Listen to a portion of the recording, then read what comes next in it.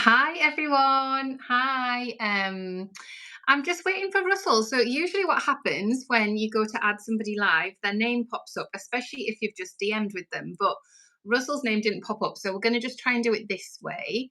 Hopefully now when I search for him, his name will pop up. Still not popping up. It might be like a settings thing. Oh, here we go. There he is. Right at the top. Okay, so this should be good. So I'm just inviting Russell to come on too, and then there'll be two of us together. You guys are welcome to ask questions in the chat. These lives are always really fun if you can pop your questions in as well, and we can get to those in the middle and at the end as well. Hopefully soon. Just takes a couple of minutes for connections to come in. I think it is happening. We're beaming Russell. There he is. Yay! Yay!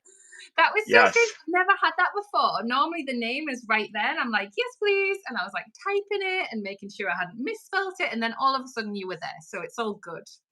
So what happens on live is in your settings, you can say, please don't let other people say like invite me or do live chats. And that's what I did. And I did that. So I just had to undo. So we had to change that just for this one time.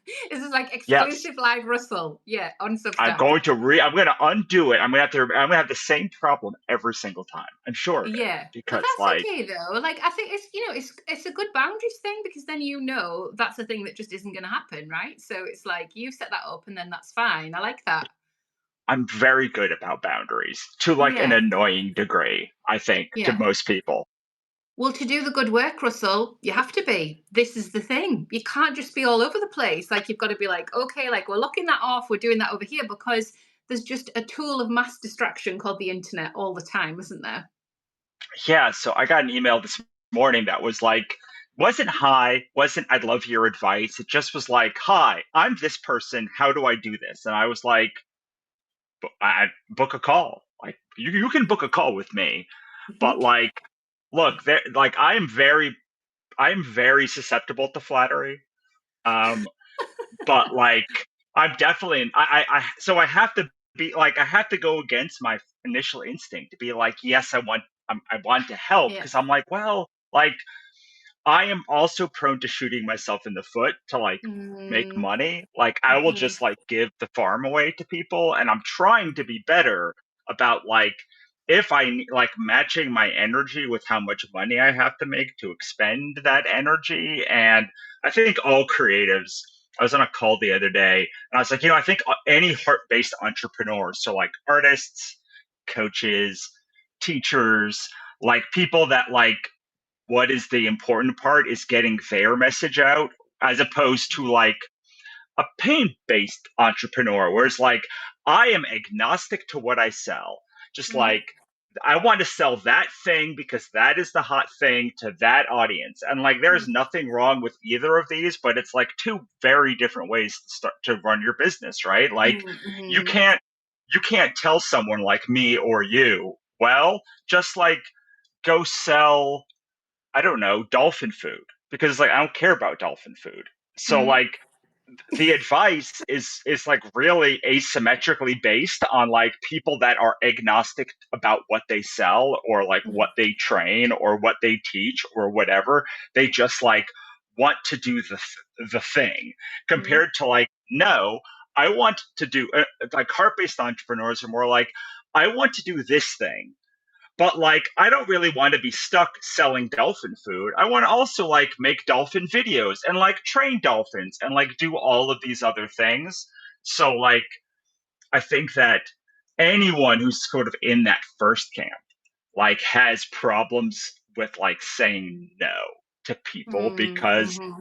they are so mission driven compared to like Mm-hmm. profit or like growth driven. This is so interesting. Like, this is so topical. So, you've caught me on my very last day of work. Like, this is it for 2024.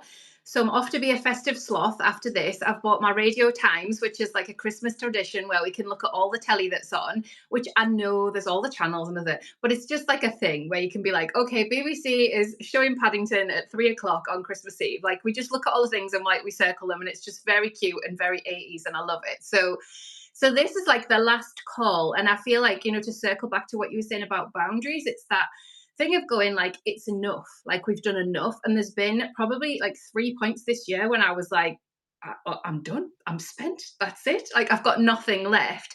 And we have this conversation a lot, right? Because you will outwardly say to me, like, you're so enthusiastic, you've got so much energy. I do, right? Until I'm like, oh, I'm totally done. Like that is it. Yeah. Like it's finished. It was spent. I'm done. So I think it's really interesting. And I actually feel like a real full circle moment today, because I think it was about this time last year that you emailed me and you were like, hey, do you want to guest on the author stack? I'd love you to write something about engagement. And I was like saying to Dave, oh my goodness, like Russell wants me to guest. And I don't know, like, this is amazing, but can I do it? Like, can I pull it off? Like, he's got a big audience and I don't know whether they'll like go for the way that I talk about things. And then look at us now. I mean, here we are. Yeah. This has happened this week. This is why we're Yeah, on. You know, absolutely. Oh, look. we would just chit chat for hours, but this is it. This is why we're here. Yeah, absolutely. And I actually have some data, brand new data that I pulled this morning. Do you Yes, want to hear data? the data. Yes, come on. What have you got to tell us? Okay, so I've spent so I did a huge ad spend this year. I spent about $50,000 on ad spend. And like I am very underwater on that, but this has nothing to do with it. What I do have is I audited all of my subscribers for how they became paid subscribers. And Mm-hmm. like so I like this is like Sparkloop, Beehive, Facebook ads, old people, like old writer contacts, like all of these people. And like it's really interesting because over half, so 57% of people that are paid subscribers right now came from Substack. Wow. Only not 15.5% came from all of that ad spend. Oh, wow. Wow. And then only like 17.8% came from before I started Substack. Like my OG lists and OG Mm-hmm. writer contacts and all of that Mm-hmm. stuff. Which means I could have come to this with 0 subscribers Mm. and still been 57% of the way to where I am now. And then there was like 10.7, 9.7, about 10% that was other ways that I just couldn't Yeah. track down because I didn't have time. But Yeah. like 57%, almost 6 in 10 people that became paid members came from Substack. Subscribe. Oh, Now, wow. that doesn't mean like Substack's ecosystem. That's like they came from subscribing to the author stack. Mm-hmm. Just mind blown. Like literally mind blown, because you've done, well, you do loads of experiments anyway, and like that's the way your business works, and that's how you feel really comfortable in your business doing that stuff. But knowing Substack the way I do, because I don't bring an audience from anywhere else. Like it's all Substack, right? I sometimes get nervous because I'm like, I've just built everything in here. Like, what do I do? So, like, next year, I'm like, okay, like, we need to set up something where I feel like I can nurture people, at least in a sequence. Like, that's like just Mm-hmm. really small goal for the first quarter. But I think in terms of where I've seen the energy, um flow within my own Substack and the goals that I've been able to hit this year, like I wasn't expecting that, you know, but because I've put all of my energy into Substack, written the book with you, basically just said Substack like a billion times, I just feel guested in other memberships, you know, all the stuff that I've done, it feels like it's like come into one nucleus, and that is the celebration of the membership that I've always wanted to run. Like I absolutely adore it and it's beautiful, and it feels like it's a really good fit with the work that I want to do in the world. And then now it's kind of self-sustaining. So this is the vision that I've wanted. I've wanted a membership where people will look out for each other and help each other in their Substack journey, especially when the beginners are coming in, because it's a lot of work, especially now, like with the tech changes, it's a lot of work to hold the hands of the beginners. I can set up as many tutorials, courses, I can do the lot, but I still sometimes have to pick it up and be like, okay, you missed this button, right? So the more people that can say, okay, right, you missed this button, the easier my work is, and the more Right. easeful that they can get to a place of growth like you and I have. Like that's really the goal with this whole thing. Yeah, I'm really surprised. that like only 20% of subscribers came from all of the work that I did like this year Mm, to like grow the mhm, publication. Now, like there are other things about growth that are really uh, un- unsurprising, but like I was still surprised by mhm, the the the deals I'm willing to close or the people I'm able like that reach out to me the the power dynamics, which are usually like, hi, I'm Russell, I have a small like email list, like can I do a thing, like once I mm. hit about 35 to 40,000, like suddenly way more people were interested in like Wow. like Okay. like vent like talking to me in some way, because I Mm, like there is a segment of the business community where their main interest is like, I need as many people as possible. mhm, So mhm. our book is being distributed by Draft to Digital, for instance. Yeah. Like Draft to Yeah. Digital makes 10% on every dollar that like gets gets made from Draft to Digital. So like Mm, they're not going to make that much from any one person. They need to, or Substack, like they need to mm, find the broadest group possible and get mhm. as many people in to their ecosystem as possible. Then they can like find the whales, right? To like that are Yeah. going to like keep their business lights on. But like, so there is a huge segment of of people who that is their main concern. Right. Um, Yeah.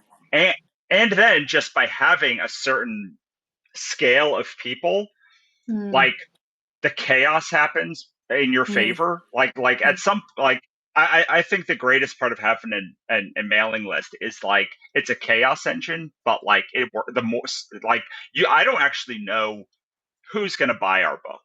I don't know. Yeah, Like no, no. I So, and because I felt like we were so visible in so many places, but of course, that's just like a pocket of the internet, right? And then right. I thought about it this week as the book was coming out, and I was like, wait, no, like there's a whole 3,000 new people on my list, like however many on your list, like notes is a whole different thing right now.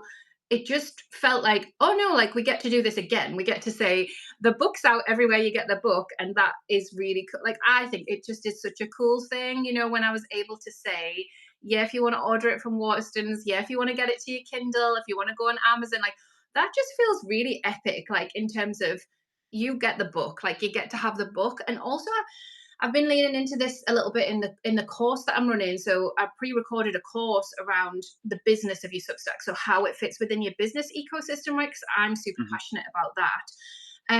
And one of the things I was saying is that, in terms of that low ticket item, like that access to you, that is access to you, but not. And so the book is the ideal thing for me within my ecosystem because it gives a taster of who I am, like how I bounce off a colleague, what I've got to say, what I've got to educate on, the lessons that I've learned within an ecosystem like Substack.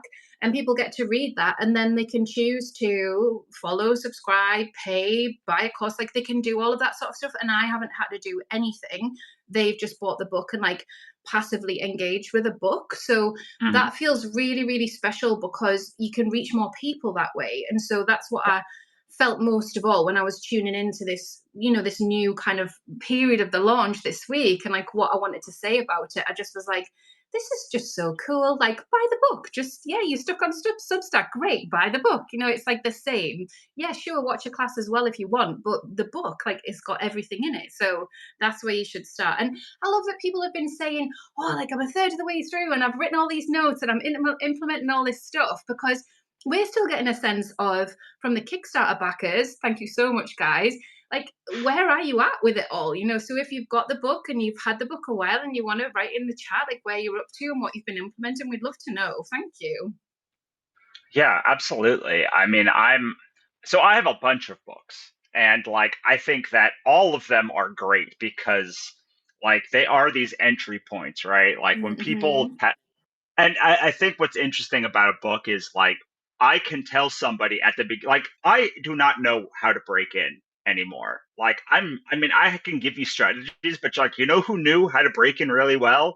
Like Russell when he wrote how to build your creative career. Like I have that. Like I Mm, do know. I just have to go back and like, you have to go back and, or like when I was like becoming more established. Know who knows how to become a really successful author? Like Russell, when he was becoming a really successful author. Like, Yeah. like Yeah. where, and so like it gives you this like point in time where someone's like, I am overwhelmed with Substack, I don't know where to go. You're like, well, I have a book that's Mhm. like all of the information you need to know about Substack. And like, Mm, if you trust me, these are the 80,000 words that Russell and I think are the most important about mm, Substack. And like, mm, you can just take this as your model and like mm, go forth and multiply. But mhm. like, and then when you're like, I really want to know more about this thing, you can say, oh, Claire, Russell, somebody probably has a training on like just Yeah. this part of like Substack. And then that's when you can like go really deep into like the thing. But I love books because I'm like, oh, if it's not in this book, it's probably not that important to like Mm. get to where I need to go.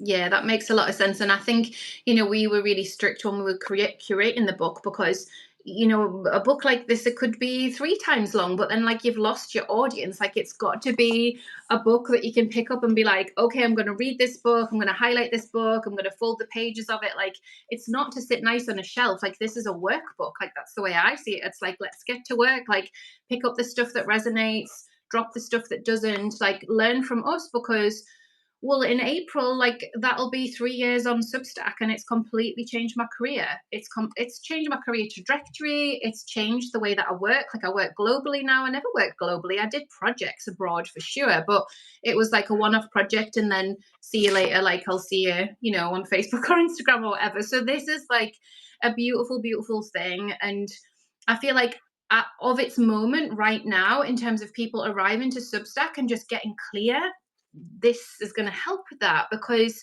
when we started the book, like there wasn't as much distraction noise as there is now on Substack. Like there was some of that starting, but people were like, show me that blank page. Now we're like, oh, a DM. Oh, notes. I'll have a scroll. Right. Oh, what's happening over here? Oh, now I'm down a rabbit hole and I'm like, been into this person's archive and all that stuff is gorgeous stuff, but it's going to take you away from writing. And I think, when we started our Substacks, we could show up and be writers. Like that was like 95% of our time on the platform. So Right.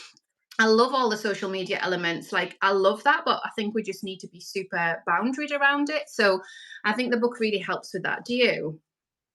Yeah, absolutely. And like the nice thing about, we have a chapter on notes, obviously. Like, um, I forget if we got into the chapter on live or anything about live because I No, don't because remember I when think it live was. wasn't out. It's like it's only been, Yeah. and I actually asked Substack, like, are you guys rolling it out? And they don't have plans to. So this is the interesting thing with Substack because there's been a couple of features that have been available in beta testing and then not rolled out. So at the minute, like, great, we're on a live, but they've not categorically said yes, it's going to roll out to the whole of Substack. I guess they're still Right. working out if their ecosystem like is going to work that way, and also like it's got to be expensive to go live, right, tech wise. So yeah, so when I last asked, which was only like 2-3 weeks ago, they were like, no plans yet, like watch this space. So yeah, Right. I think for us it feels a really nice thing to deepen connection and like be live on the app and reach people. But I don't know whether people are like watching a full live on the app or just like tuning in for a few minutes and then disappearing off and doing the washing up. Like I don't know in terms of consumption if this is the best use of everybody's time. Honestly, if you get people in a cozy Zoom room and everyone feels safe and they can all chat to each other in the Zoom and they can all network after that, like that's beautiful, isn't it? But here and now, it's like I just feel like we're on a stage and there's like a passive audience, and I just feel engagement wise, it's tricky, right? Not impossible in terms of an offer suite and things that we do as creatives on Substack, but it's tricky. Yeah. I mean, I do think that Substack is a very influencer focused like hierarchy. So it Mm-hmm. makes some sense to be like, okay, you are a best-selling person. You have had at least 100 people. So like this is a bonus I'm going to give you, and also you're probably Yeah. not going to like be completely awful at it because like you know what it means Yeah. to like curate an audience and like have an audience. And also Yeah.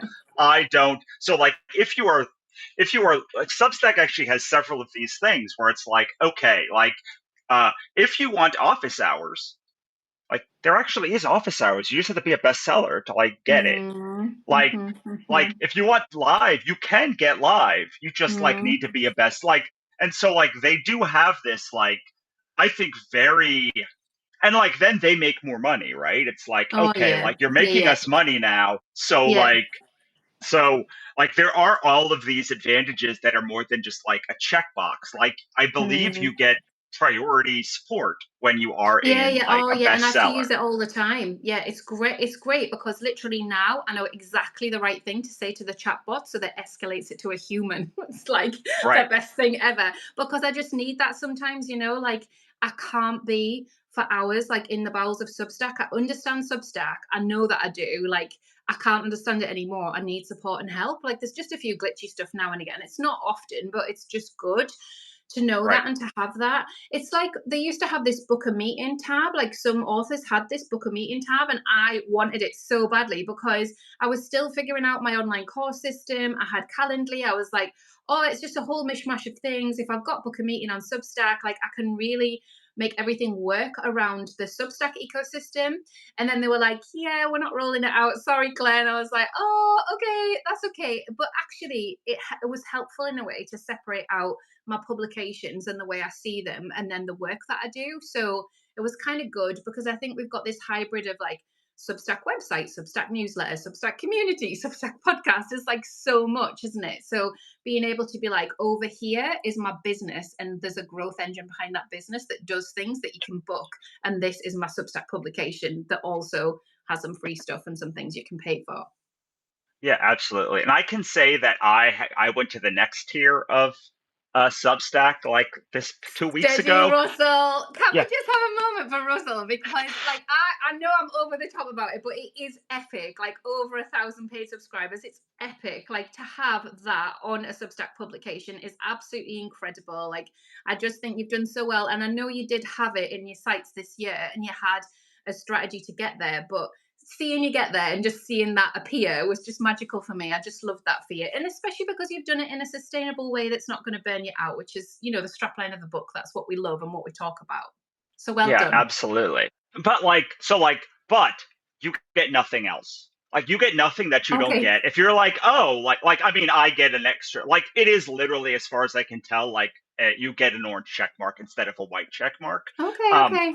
so like I thought there might be like I don't know, like an account rep that you get Mm-hmm. like if you have a if you're a big Kindle author, like you get Mm-hmm. like an account rep who like you can just Mm-hmm. literally you don't need to go through the chatbot at all. You just like they're your rep. Um, Yeah. so I thought maybe there would be like dedicated something like that. Like you might get it Mm-hmm. at 10,000, or like it might come like once you have a like $100,000 publication or something. I don't know, but Okay. Yeah. like like I do think there's a ton of benefit that Substack gives you for getting to 100, for getting that check mark. Mm-hmm. After that, I think it is, I mean, it's revenue, but like most of it is clout.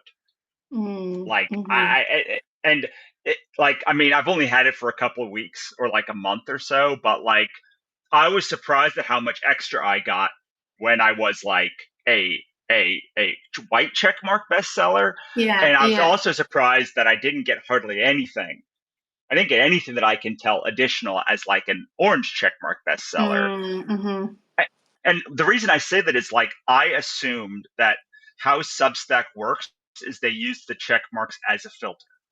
Like if you know 2.7% or whatever 5% of people get the white check mark, it's like okay, once you get a white check mark, you're probably bringing in a minimum of $10,000 of Yeah. revenue, twenty Yeah. Yeah. thousand dollars of revenue. So like we can now use that to allocate more support for you. Mm-hmm. And Mm-hmm. then like if like 1% of people get the orange check mark and have like 30 or $40,000 of revenue, like you can also use that as like, oh, well, like you're gonna have we now can bring a person in for you because you're making us more money. And I Yeah. think it's like an actual as a business person, like a smart way to like delineate people. Like it's very obvious like that, like when you passed revenue or backer threshold. Like Mm. maybe it's like, oh, when you have 1,000 people, you just like need more support because like you Yeah, have 1,000 yeah. people in your community. And anyway, uh, I do think it was interesting that like I did not. At first, I expected zero things to happen when I got to bestseller status, Mm. and a bunch of stuff did. So then I Hmm. kind of expected some other thing to happen when I was a bestseller part two, and Yeah. then nothing happened. So now maybe it's just chaos. I love that. And every time we talk, I'm reminded of when we did our class together. So that was the last time Russell and I talked. So we talked for 2 hours. We had a whole workshop formula around how the secrets of bestsellers, basically. It's like the secrets of Substack bestsellers, what we know about why you should be shooting to be a bestseller at 101, because neither of us really knew anything past that. Like, you hear stuff, right? Like, you hear people with the purple check mark get a team. Like, I've heard that. Like, I don't know whether it's true. I could ask, but it's like so far away from where I am and where I'm supporting everyone that I'm just like, cool. Like, I'm just quite chilled in my little creative bubble. I want people to feel confident enough to do the work that they want to do, and that doesn't always mean putting that pressure on themselves. So my thing this year was like, can I get higher up the leaderboard? So I took my eye off 1001. I was like, this isn't my model for right now. Like, it could be in the future. I'm open to it. But it was like, keep the number of paid subscribers that I've got to keep the income coming in, keep the engagement levels that I've got, climb the leaderboard. And then I got into position 10 just a few weeks ago. And like, I just was like equally ecstatic and gutted, because obviously these things, it's like, it's a thing, but it's like, you don't feel different. You just go, cool, So when Right. you're working towards that, it's the work, right? Like, it's the calls that I do with my members when they're like telling me what they're so proud of. This is what we did like just this week. We had a bit of a like get together, holiday get together, and we like celebrated the heck out of our Substacks. We were like, what is everyone proud of? Like, come on, guys, we've done a whole year of showing up in the ways that we have, and then that's different for everyone. And I Mm. love that work so much. So because I get to do that work every day, it doesn't really make any difference if there's like an accolade or a mark or a thing. So I learned that probably only earlier this year, that thing of like, it doesn't really mean much more. Like, after you hit the first 1,000 subscribers, after you hit the check mark, like the first check mark, it's all just enabling you to do the work that you really want to do.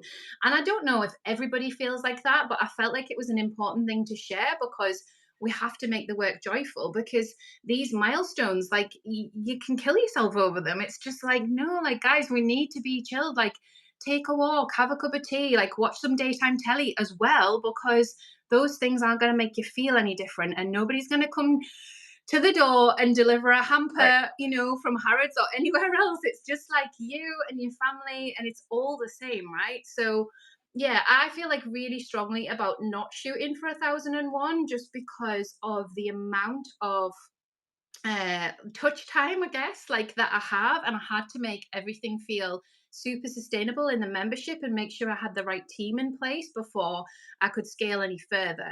And I also was really interested in the shifts within the Substack ecosystem, like the other types of creatives that were coming in, the videographers, the podcasters. I wanted to know, like, do they want to come into my space? Like, is that for them? Like, do they feel it's for them? Do they want to come and hang out? So I've been like the last half of the year really getting to know my members. And I love that so much. Like, I just love those guys. Like, I love what they're up to. I love the creative ideas. I love seeing them reach their goals. It almost feels better to see them reach their goals than it does for me to be like, oh, hey, like, there's another thing. Yeah, a bit of a tangent, but I just think it is dead interesting, isn't it? The mindset around achieving stuff. I don't know whether you've had any of that, Russell, or you can relate. I can. I mean, I think that the biggest thing that I would say for my own thing is like I was willing to do a lot of gamification of my own, Hmm. like like like selling subscriptions for considerably lower than like I probably have any, and like I do think that it's reasonable to do that and to have Yeah, like if you want the first check mark. I yeah, think yeah. probably from like let's say 1 or 200, like 150 or 200, when you pretty safely like will maintain that check mark Mhm. until like above that, like Mm. probably your focus should be on like doing what you're talking about. That Mm. said, one of the reasons I've not talked about this very much, I don't know if I've talked about it at all, but like I wanted 1,000 members in my community so that like I could justify a couple of things. One, a paid member chat. Mhm. Two, a founding member tier that's like more Mm. involved, that like I actually am going to do things, because my goal is now to say, well, stage one, when you're paid, like you get a lot of like information.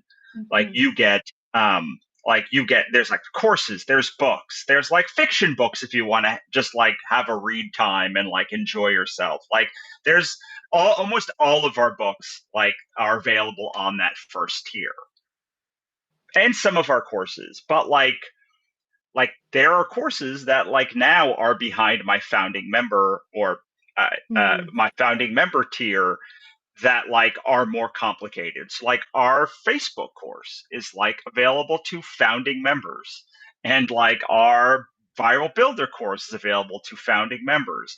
My Mm. direct sales mastery course is Mhm. available to founding members. Like Mhm. our bestseller is available to Yeah. founding members.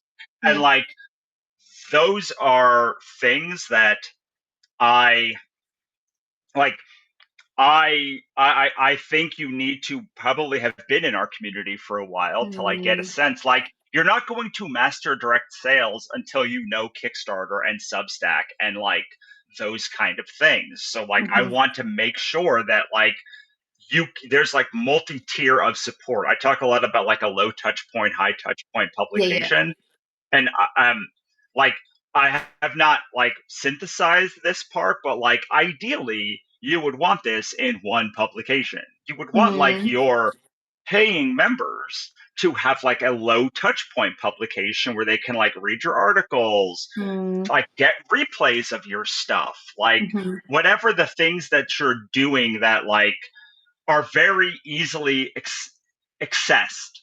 without more work by you. Yeah. So like but like when you're making a thing like a course, or like doing live calls, or like doing things where you're going to have interactions, like like interacting with me is a like founding member thing that you can do. Mm. You can DM me. Like those kind of things are with problems.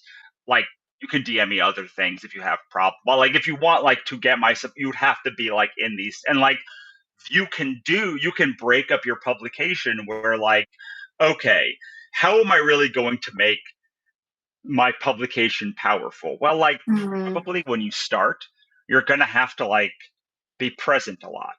So Mm. like Mhm. maybe you have a relatively cheap founding member tier. Maybe it's like $100 a year or $150 a year. Maybe it's like $75 a year, where like Mhm. you're going live. You're doing these live things with like your community. And then those become assets that you can run through a chat bot or chat gpt. You can like make an article about it. Like you can give access to your regular paid members but Mm. not your free members. And Mhm. so you're like, okay, most everything is accessible for free, but like if you want my the like including maybe even like I'm going to give you my three. I think of like Jane Radcliffe's or like Paulina's publication. It's like, okay, Mhm. well, like I can read an article about this great thinker, but like if I want to listen to them talk with this great thinker, I have to at least be paid. Mhm. And if I like want to be live to ask questions with this person, I have to pay more. And so those are how I have been thinking about like making all of this work from someone that like has never been on Substack before, doesn't Mm. have an Mhm. archive, like doesn't Mhm. have these things. Like you can start building it and make sure yes, as you build up your sweat equity, maybe you start with only a paid tier and you do go live in the paid tier, because like you can't do very much more. So like that's what you do. And then you slowly like raise the price of that like you're Mhm. doing, and then like you're like, oh, now my founding member, now my paid member tier is going to be like $200 a year. Well, Mm, that's ridiculous. Like, that's too much to pay for a publication mm. 99.9% of the time. So like maybe now I'm going to just make a paid tier with all of my like stuff that I've done, my recordings, and then this is still $200 for my like founding members who want to be live. And Yeah. then maybe you do things for like $500, and that like you're just kind of building that ladder organic. Yeah, and I think that the price thing is super interesting, and it's the biggest question I get with clients that come to me off platform trying to understand Substack, understand how their business can fit into the Substack ecosystem, because they're like, why doesn't anybody charge for anything? Like, why is everything $6 a month? And I'm like, okay, like, here's the history. So, for anyone new, here's the history. It was a platform for writers to get paid. Writers get paid based on volume. So the prices were affordable so the volume could grow. So it was as simple as that. And then, we started going, oh, hey, there's a paywall. We can put Zoom links behind it. We can put YouTube links behind it. We can put PDFs behind it. So we started as, writers and curators of our publications started going, oh, hey, like there's a whole load of stuff that we can do here. And we can set it out in a way where people can get to where they need to get to really easily. And so your archives are like so valuable. There's like so much stuff in there. And it's like one day there'll be a rainy day and I'll need something and I know that I can get it there. And I love that. And I love that there's that generosity there. And for me, and I've been in one of my memberships off platform for about 5 years now, I'll never leave because I got in at a really good price. I think it was like 99 US dollars. It's now $400 a year, which is still amazing for the value. But I could see myself sort of going, well, I didn't use it that much this year. Like, actually, I've got quite a lot of value, so I'll probably leave. But at $99 a year, there's no way I'll leave. Like, it's so much value and they're brilliant. And, I want to be supportive and, they give to charities and all that good stuff. So there's just so much that goes on. And I find this in like the unsubscribe notes. So I've been in there today, been in there doing my research, unsubscribe notes, because obviously it's bold for me to make my publication more expensive, but it's a membership, right? Like, yes, it exists on Substack and it's a Substack publication, but it's a whole membership with like all of my expertise, archives of calls, loads of beautiful courses and stuff, an amazing community. And I'm like, I'm still undercharging if we relate it to, like, say, if we were relating it to an Instagram membership off platform. And obviously, you can't compare Instagram with Substack. They're two very different things. But what I'm trying to say is it's hard. And my other colleagues that I speak to a lot here on Substack are like, yeah, we're nudging. We're trying to nudge it up. Like if we're doing live stuff, if we're allowing access to us, if we've got the DM thing going on, we're trying to nudge it up in a way that people feel comfortable and not overstretched. Because I see, obviously when you look at what your paid subscriptions are, I know I've got too many. Like, I know that. Not too many, like I can't afford them, but just like that's got a bit silly now. That's got a bit ridiculous. I've been too supportive of too many people because I wanted to, because the offers were there, whatever my reasons are. But of course, in the wider ecosystem of life and the things that we pay for, I don't look at it and go, oh, that's got a bit much now. I'm just like, oh, great. Yeah, Skillshare, I'll head over. I'm going to learn about this.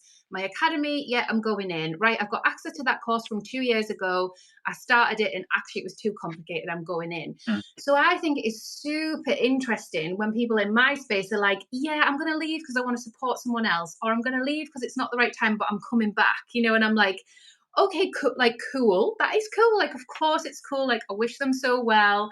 But I am like, ugh, like also got to run a business, right? Like I can't have that amount of churn, but because it's on Substack, I have to have that amount of churn. Like I have to, if my price is what it is. And I know that, I'm not simple. Like I do know that I've done that. If I'd have kept it really low, then it would have been different, but I couldn't because the people that I serve need to feel safe. And that was the most important thing to me. So it was like, I need my people to feel safe, to fully express themselves, not just like, oh, yeah, like I might do this. Like, I've had a breakthrough. Like, this is what I think, guys. What do you all think? Like, I want that on my calls. And I couldn't have that on my calls if people didn't feel safe. And if my publication was cheap, I would have just had like all sorts in there, and I just couldn't do it. So I've had to just keep that through line of integrity and know that all the rest of it will work out. And I love working with Russell because he reminds me of different ways of doing things. And he's been doing it a long time, which I love because I've only been in online business 4 years. It's not long, and it's really not long to have grown at the speed that I have this year, Right. and to like integrate all of that. Like it's been full on. Yeah, yeah. I will say I am part of a Substack mastermind off Substack that I pay $50 a month for, and I don't even Okay. think about paying that amount of money. Like it's Hmm. about literally this platform, and like I Hmm. still pay like 10 times more than what people charge, and like Hmm. I I like the people who run it, and like I was one of the founding, and I'm just like, okay, whatever. Like that's just a thing that I do now. But like I do think that one of the Nice. best things that you can do is to make is to pick a an amount of archive that you will raise your price. Hmm. Hmm. So it's like when I got to like 900 posts behind my paywall, I was like, okay, like I'm moving to $8 a month. And it's like when someone goes rude, like I'm like, well, like I don't know, like I've been at five Yeah. dollars a month and going back to infinitum when I had zero. Hmm. So like at what point Yeah. it's like $1 a month per 100 paid Mm. resources. And Yeah. so like it's a really easy the reason I say it is like it's a really easy justification. It's like, Hmm. well, Yeah. when we Yeah. start Hmm. Hmm. Yeah. Mhm.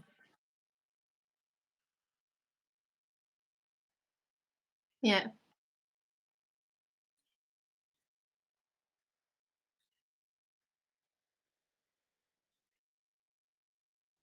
Yeah. Yeah. Yeah, because we've chatted about that, and like I look, we chatted about it, didn't we, the other week? And I was like, I love that you're doing that, but I'm also super surprised. I am, because you're busy, you write a lot, like you've got a lot of passions to be writing on, and I was like, oh, okay, cool. Like, but it's you're like me, like you want to spend time with the right people, and it sounds like from what you're planning, like that's going to give you access to a really fun community to spend time with, and that'll be really fulfilling. yeah, I mean, I think that like I should not have any problem getting 100 people into my founding member tier when there's Mm. 1,000 people like in my Saying something, regular yeah, tier. yeah, It's yeah. like its own it's its own like natural filter, right? It's like, Mhm, mhm, well, mhm. even if you only give me $1 a year, you're like 100 times more likely to like join my founding member tier or like my Yeah, other tier yeah. than you are if you give me zero.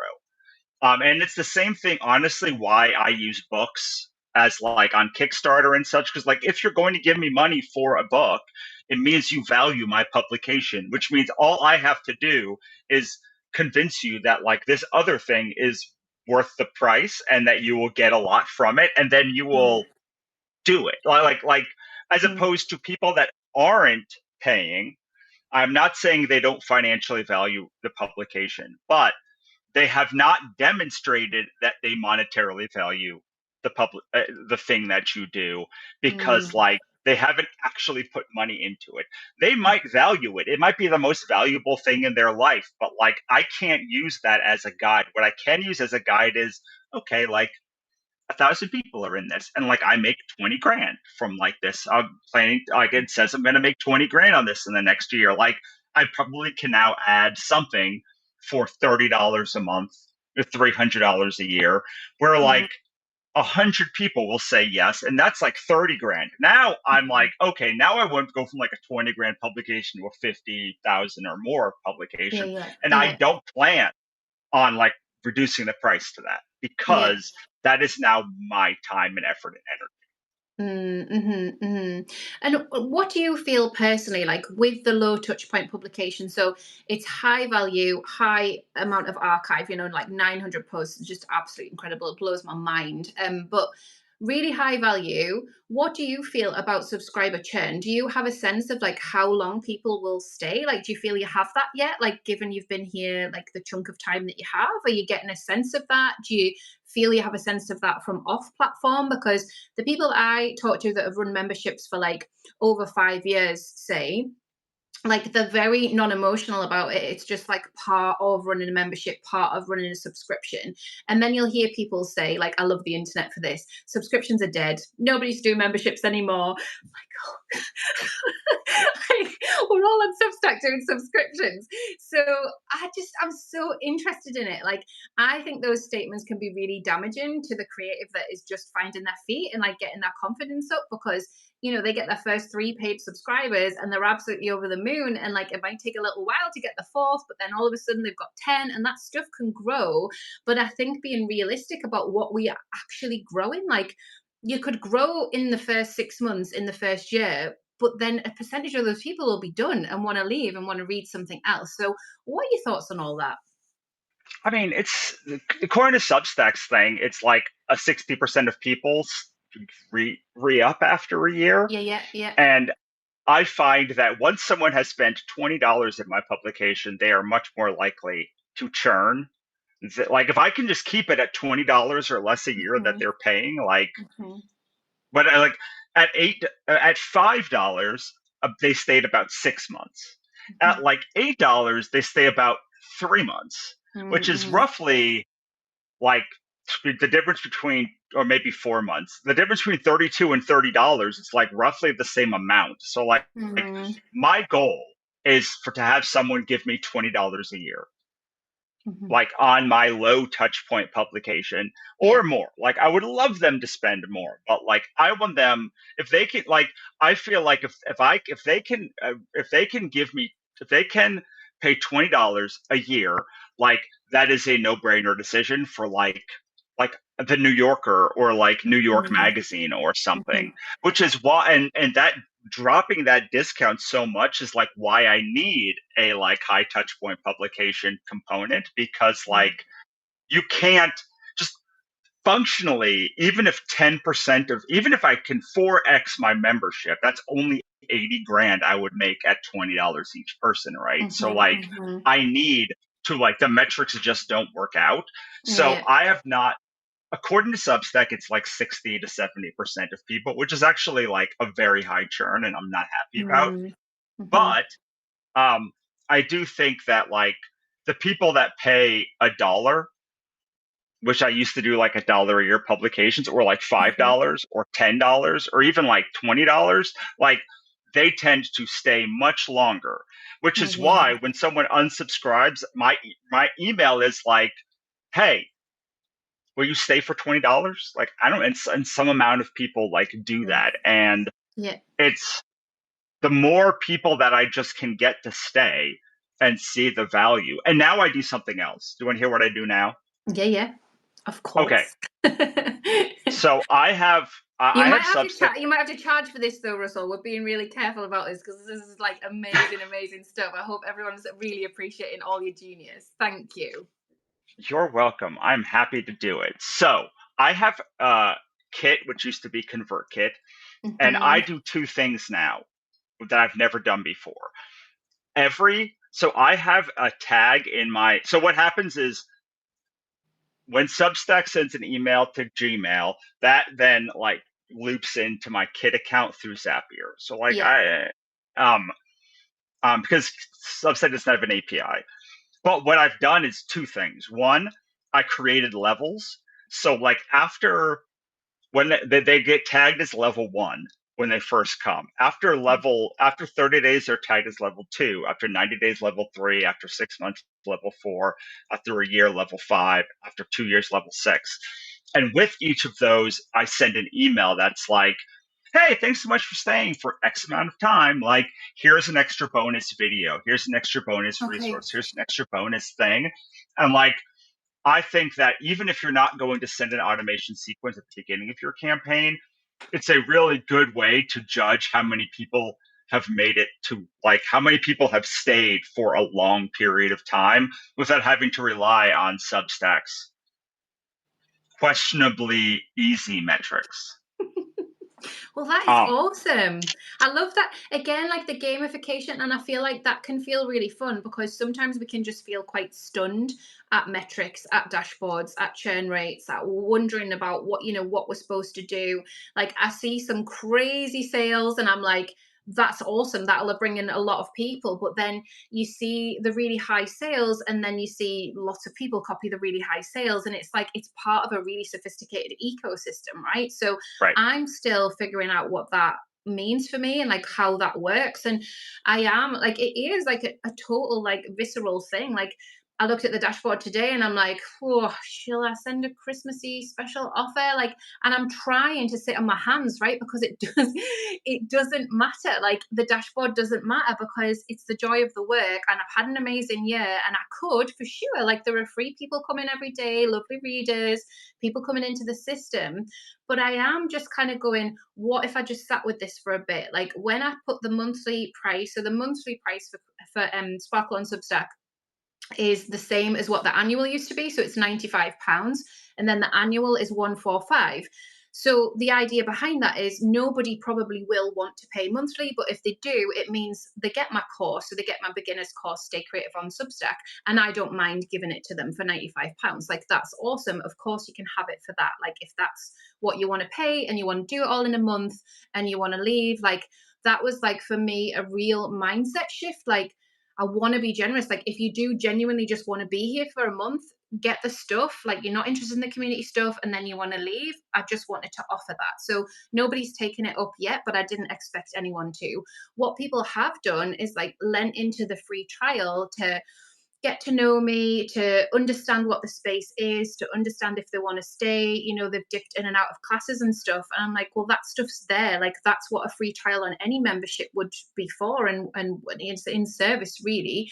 And so that for me has been the space where I've been able to reach out to people and be like, let me know if you need anything, because I'm already treating them like a member, whether they stay or not. But I am high touch point, like that's what I do. And so I'm like, we've got a call tomorrow, like just to remind you, like I'll go back through and Right. have a little look. So that's my strategy for now. And like I said, like I am having to sit on my hands because I know if I send that email with a discount, people will pay. And so it's tempting to do that. But I'm like, I have to value what I've built up, and there's the book, So Yeah, it's like, absolutely. there's the book. Yeah, absolutely. There is one other thing that I do, which Mm, I'll which you could probably do now, which is every month on the same day of the month, every one of my paid members in my system gets an email that's like, what is your focus going to be this month? Here's nice, yeah. all of the resources. Here's everything you could do in the next month. Like, Mm, which reply back and tell me which one you're going to do. And I yeah, started doing that. I started doing both of those things specifically because of churn, because people generally churn after 3 months, 6 months, or one mhm, year because mhm, like mhm, that's when their thing is up. But mm, like the amount of emails I get from the sending a free thing to someone after a month or 3 months or 6 months, it's like, oh, so thank you so much. Or the yeah, and the amount of email that I get back every month that's like, I'm going to do this month is like so high that I'm like, yeah. and I don't even, because I have it on Kit, I just like it just like does it for me. I Yeah, don't that's even so do it. good. Yeah, I love that. I love that. And I think it's so interesting, isn't it? Because sometimes people leave because they're overwhelmed and your reminders remind them that they haven't done anything. And other times they leave because they genuinely are like, you know what? Like, I think I'm good. Like, I think I've got my stuff. I think I'm off and I'm going to go, and I'm still be in the free community or whatever else. Like, it's so nuanced. But I feel like this last little while, thanks Substack. Like, I have to be careful because I love Substack. I love Substack, but I have been frustrated because people just want to tell me how overwhelmed they are. And it's like, but I'm not Substack. Like, I'm Sparkle on Substack, I'm Claire Venus. Like, I'm a person in the world that wants to help you to navigate your publication. Forget Substack, forget all the things. This tech is amazing. This vehicle is amazing. This growth engine is amazing. You can get leads, like whatever it is that you're interested in.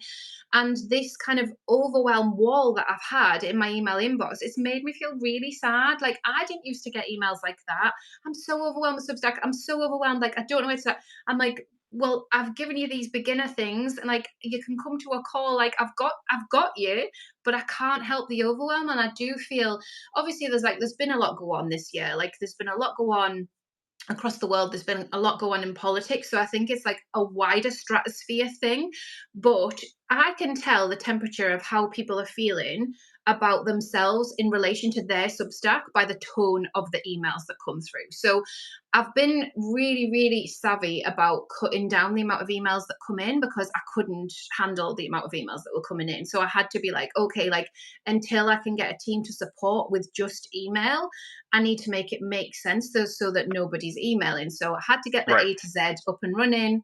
And I had to really think about what are enough touch points for the people that want them, that know that they're going to be held. So they're going to be held every week, right? So that's fine.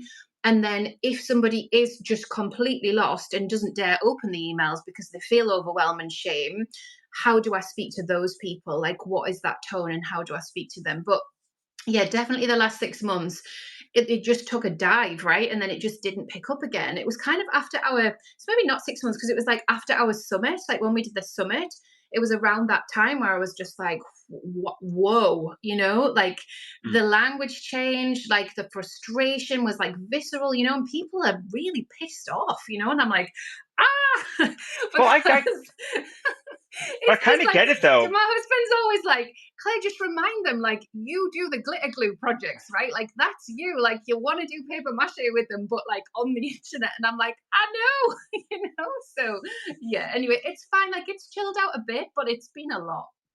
Well, that's interesting because right around that time is when podcasts, when video, when like notes has been there for like 6 months. Like these are Yeah. things that like in February of last year, of this year, Mm.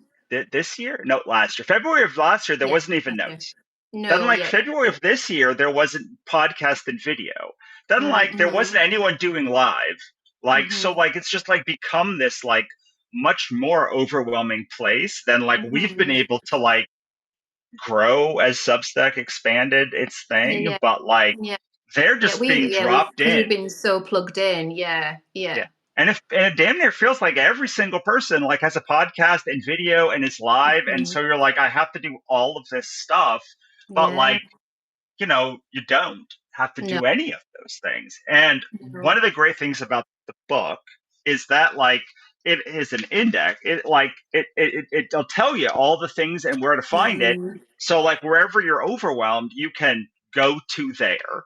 yeah. And the ebook has a table of contents too, but like Mm, it's also like a one-time purchase. So it's like, mm, let's say, so it's like one of the things that I frustrates me about Substack. I can much more unequivocate than you because Sparkle on so Substack's not in the name of my publication. mhm, Um, uh, One of the things that Substack makes it seem is that like subscriptions are a great first sale, like mm. that like and like subscriptions are the hardest thing to sell.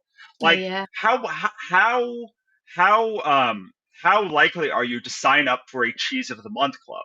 Guess what? I have 0 cheese of the month subscriptions, but I have like 6 blocks of cheese in my Yeah. because like I don't need a cheese of the month. I just when You I'm don't. like, oh, I want Gouda today, and then when Yeah. like Gouda is out, I want to go and buy more. Like I don't, and most people are like that. They want to. They Mm, are very willing to buy a book or mhm, something one-off, like a one-off mhm. course, a one-off class, than they are, even if you sold every one of your classes for $25 versus like having them all included in a $300 subscription, like more people would buy those $25 classes. And you'd be like, you spent $200 on this. Why don't you get the Yeah. subscription? And Yeah. because they want to. And like Netflix and all of these places are doing us a huge disservice because they are like yanking stuff back. They're like making their subscriptions worse and increasing the price. So people are Yes. like Interesting. Yeah. less Mm. they're less interested in like having subscriptions because they think they're going to be like some wool's going to be pulled under their eyes, and like they don't even know if they're going to care about this thing in like a year, because what a lot of people do is they go, oh cool, I'm going to buy this Substack book, and then they Mm. read this Substack book and they go, I am never doing a Substack. And like, at least, and I get this on Kickstarter, I've got this in all of our books. It's just like, Mm, this is not for me now. And mm. like, wow, paying $20 a month for a subscription to know like you don't want to do this thing is like a lot harder than just being Yeah. like, hey, this is if you don't if you read this book and you're Mm. like literally not one word of this resonates, No. then like Mm-mm. it's a pretty good choice that you Yeah. probably should find another platform. I Yeah. talked, I have a client, and we've been back and forth about Substack, and eventually one day I was like, do you even want to be on Substack? Like Right. Yeah. honestly, like is this a thing that like you actually care about? And she's like, Mm-hmm. not really. I'm like, then you should not be here. Like, why Mm-hmm. are you here? Like, you should Mm. only be places that bring you joy, because Yeah. if you Yeah. don't have joy from that place, you will not do the work to grow there, and then it will Mm-hmm. not matter what you do. Mm-hmm. You just can't do it. It's true. And like I've definitely had that where I've had the conversations with people. I've got a funded course at the minute, which is awesome. So it's for Northeast businesses. And there's a couple of people I spoke to before I had the funding, about my passion for Substack. Like I think like, we were Kickstarter in the book and it was like everything I talked about all the time. And people are like, yeah, no, because I've got MailChimp. And I'm like, oh, you've got MailChimp, but you're paying for it, and like there's this and that, and and it's a holy because and I'm just like, whew, not getting anywhere. And then as soon as I got the funding through to work with them, they're like, okay, like let's have tea. Like give me some more about this and like how it's gonna fit. And the main thing is the fit, right? Because people don't like to change. Like they're used to something, they're used to writing somewhere, like it works for them.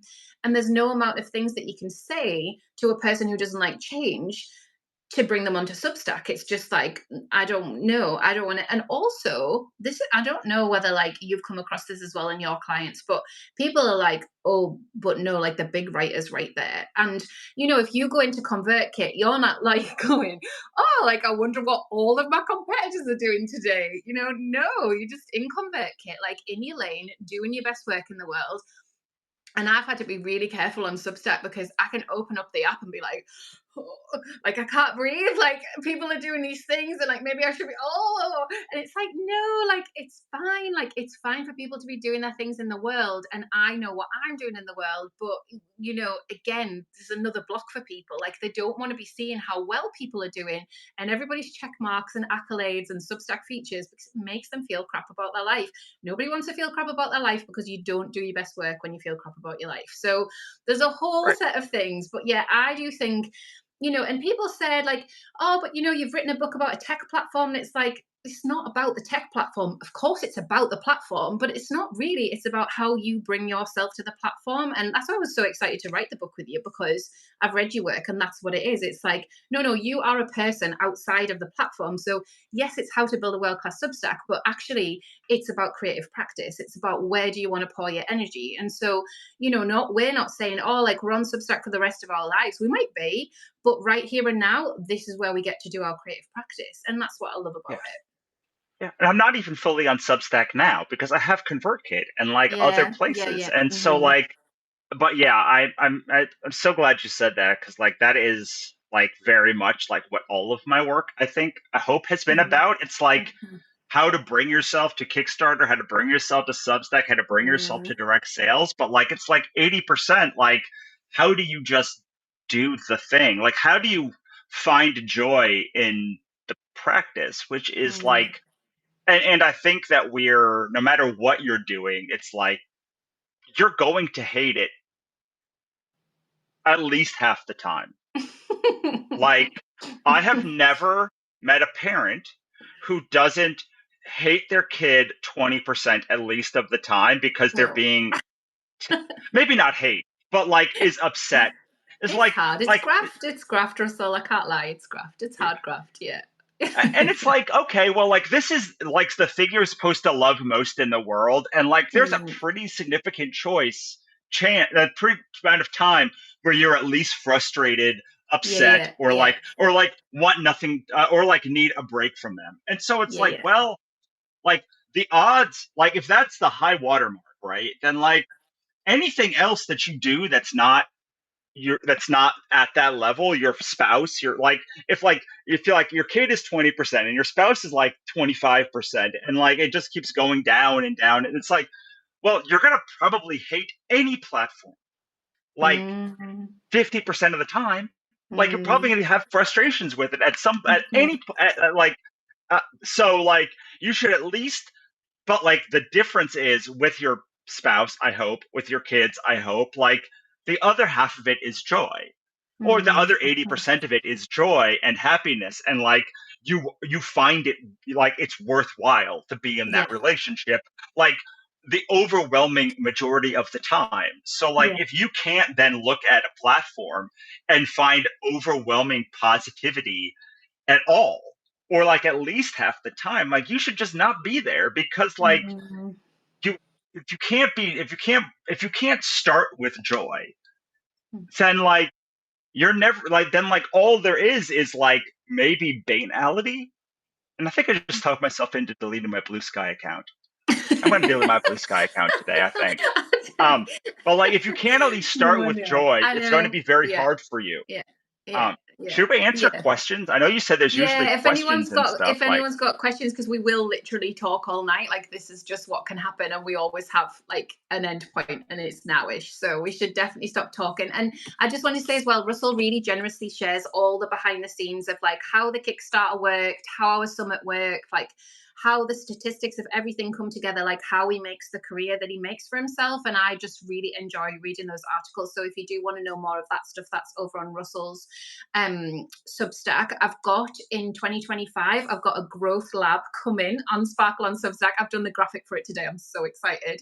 So it's amazing. about experiments, like because I love an experiment. So when you come to that place on your dashboard or within your post composer, sometimes when you feel stagnant, these experiments are going to take you out of that. So I really enjoyed leaning into that this last year and like really understanding how that affects my creative practice and creative joy. So I'm excited to get that going as well. So I did want to just give that a mention.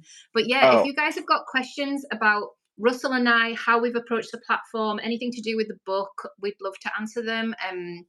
Please feel free to type them in. People saying that they've just ordered the book. That's super kind. Thank you. Oh, Monica was here. Hi, Monica, if you're still here.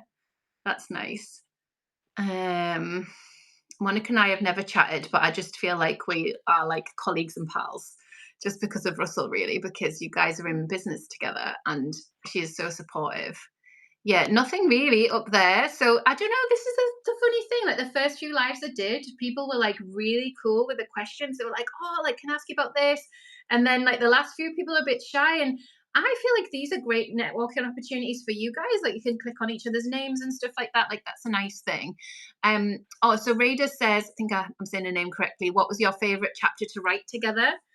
Do you do you want to take that, so, Russell, or should I take that? well, It's a nuanced I think, well, answer. so like what basically happened was I sent Claire like a 50, 60,000 word book and was like, add what you want, like delete what you want, like find out if you even can make our words work together. So I think that like what my like I enjoyed, I think, most reading the like let's create a timeline we're proud of chapter, because Mm.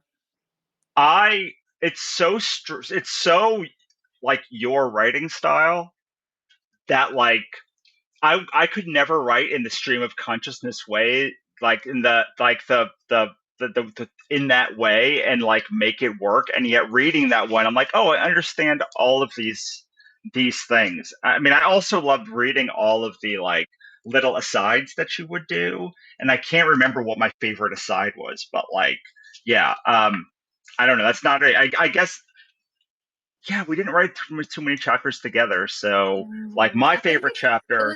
there was definitely like a togetherness, but I think we had to find a way for our voices to work as two voices because I feel like Russell's voice is beautiful and it's its own thing. So I couldn't then just be like, yeah, we co-authored a book, because my voice is also beautiful in its own thing. And it would have just been weird. Russell would have been like, well, I don't talk like that. And I would have been like, well, I don't talk like that. So like we had to find a way to mesh the two worlds. And it actually, I think, made the book stronger, because then we were able to keep Russell's words pretty pure. And I was able to say, and from my perspective, like, this is what I feel, and this is what my audience have said, and this is what I've noticed, because we both spend time on the platform differently. So I really liked how it came together. But yeah, there was definitely a time like springtime where I was like, I really want to do this project so badly, but I have no clue how to co-author this book with Russell, because I don't like, for me, like, he is the author of the book right at this point, and I was like, I don't know how this is all going to fit. But it was a creative challenge, and then once we got it, I think we got it, didn't we? So yeah. Yeah, I mean, it was one of those things where you had said yes, and I'd sent you the book, and then we had an editor who was supposed to get it, and the days ticked by, and then the weeks ticked by, and I was like, okay, I love Monica, but like this is not dissimilar to how Monica works, where it's like the time will tick by and the deadline will come close, and then it's just like I get a perfect manuscript, like at like with days, sometimes hours to spare. So like I am used to like this Mm, kind of that kind of work, but I was like, maybe I should check in. And then I think you went to vacation, and then you came back, and like one, and then I was like, we're gonna have to push this deadline. I mhm, mean, they didn't even started it yet. And then like you went on some holiday and came back and were like, I got it now. And I was like, oh, good, because like I yeah. was kind of fearing that like you'd be like, figure it. I can't figure this part out, and so I'm gonna have Mm. to pull out. So I was super glad when I got. I was like, oh, that is like a great way to integrate together. Yeah, yeah. And I think it's hard because, the books that I've written in the past have been like ebooks or journals where it's been like, this is the person I'm speaking to. These are the words that I want to say. These are the visuals that I'm going to bring in. And so it's been like quite scrapbooky. Like that's been my style with writing.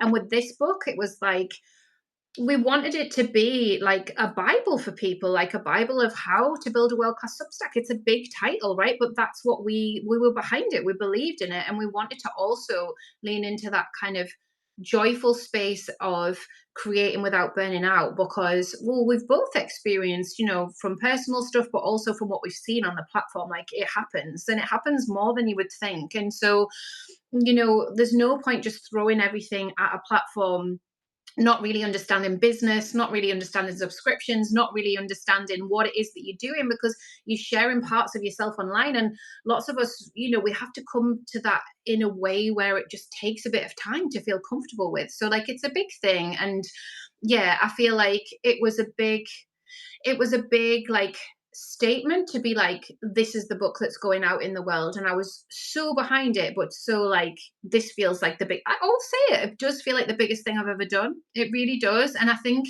because I think we had an inkling it would be the first book as well. So when you are showing up and talking about it being the first book, like, of course people are gonna like crop up and be like, well, who are you to say, and it's like, well, no, no different to anybody else, but actually, like, this is my specific expertise. This is Russell's specific expertise. We have one blurb on the back of the book. It's from Sarah Fay from Writers at Work. Like, thank you, Sarah Fay. But we're not just like, oh, we've just like run this through chat GPT or anything. Like, we've done the work, and then we've put the work into this book in such a way that we're super proud of it.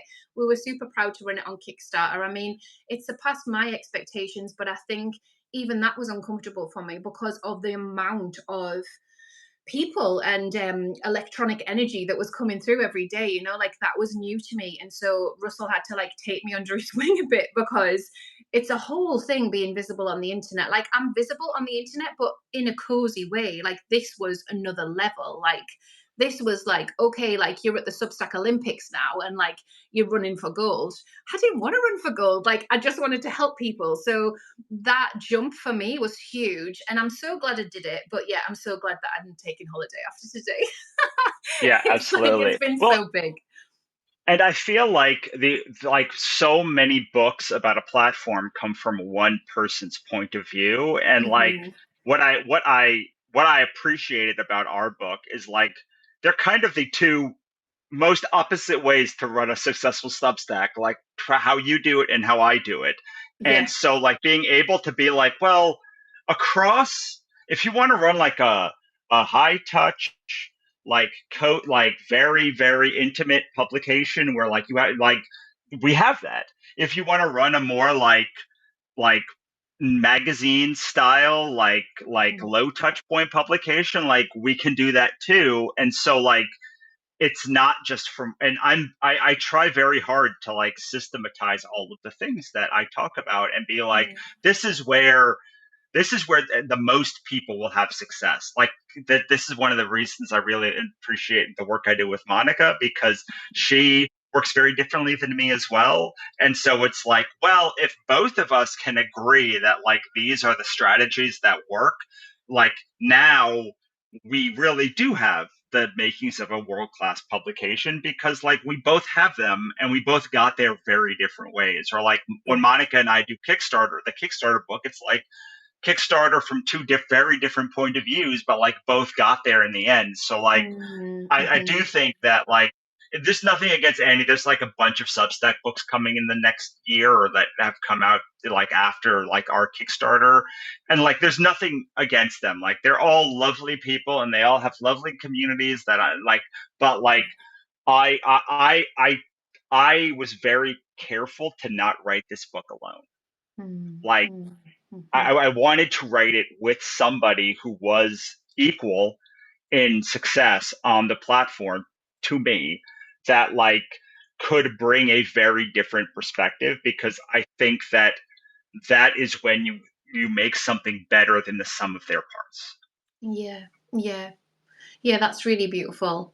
And I feel that as well. Like I feel so proud to tell clients to get it and to understand the story and the work ethic and the systems that you bring to the platform, and also like our different career trajectories as well. Like my background in festivals and events, I brought a festival mindset to Substack. So it's only now this year that I'm like, okay, it was cool like to run a 3-year festival. I think I'm probably done now. You're like, what's next? So that's always the thing with festivals. Like they are temporary, like they pop up and they go down again. So there's something really interesting for me in the next phase of my creative practice on Substack that is going to look different and feel different. So already next year, I'm so excited. We've got 12 chapters club, so it's completely free for a whole year.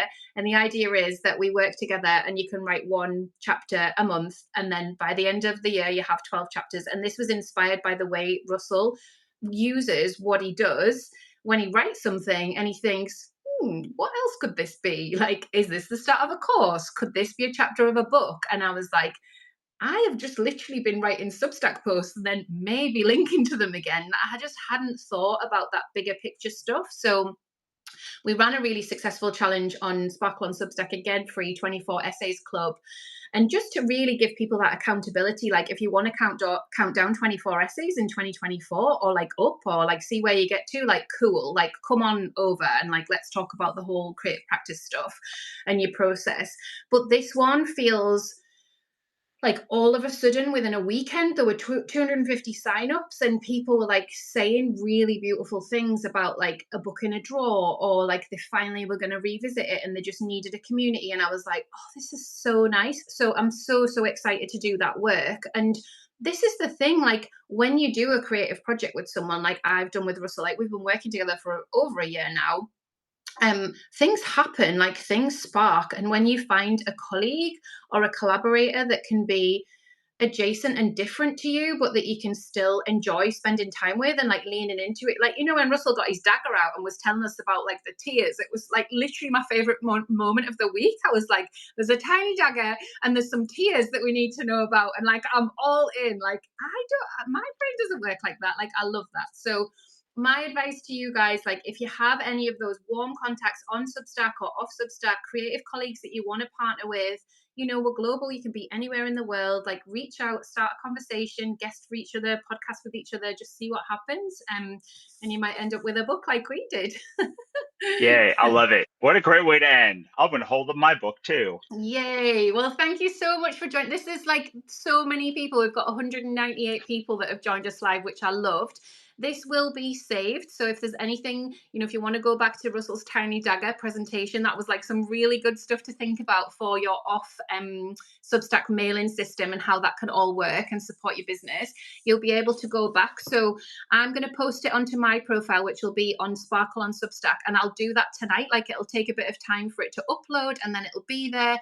I'll add Russell as a co-author. And if you guys want to ask more questions, he might be open to answering them if he's got time. Neither of us are going to rush to answer questions over the holidays, but we're here for you and we would absolutely love it if you would buy this book, recommend it to people, leave us a 5-star review on Amazon. If you have an Amazon account, we'd love that because I think there's an algorithm thing there. We did make #1 in hot new releases this week, which was awesome, and number 12 in marketing and sales on the Amazon chart, which felt pretty cool. So thank you That's to everyone awesome. that has supported us on this journey to publication. We have arrived, and enjoy your weekend. Thank you, Russell. Thank you to you all for coming. It's been gorgeous. Thanks again. Bye.